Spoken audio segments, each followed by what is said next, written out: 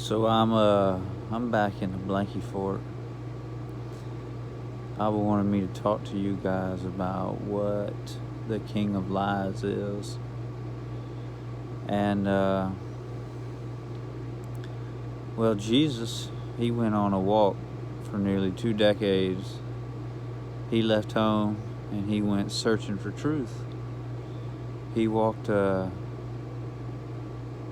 great distance.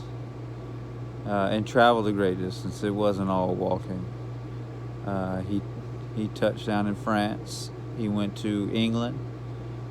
He traveled there with Joseph of Arimathea, and he eventually made his way to India, in Tibet, and then he gathered just a massive amount of knowledge and information and learning, and he brought it back home. And he went and found his truth, and he was tested in the desert by the King of Lies. The King of Lies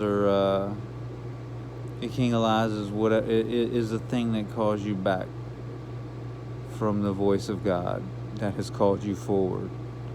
And that voice of God called him forward, and that Holy Spirit ministered to him for 2 decades, and he came back home. He came back home and was tempted.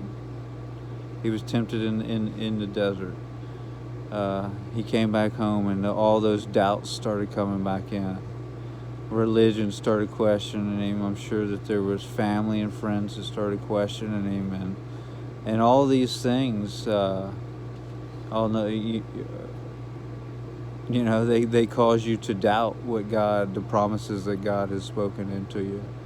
I've been there myself, and these were not necessarily people that had bad intentions, but still, they called him back.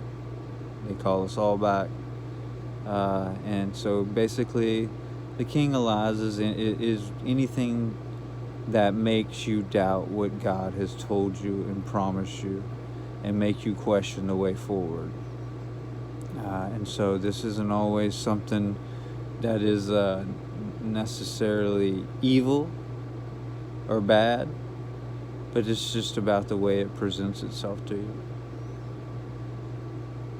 Love you guys.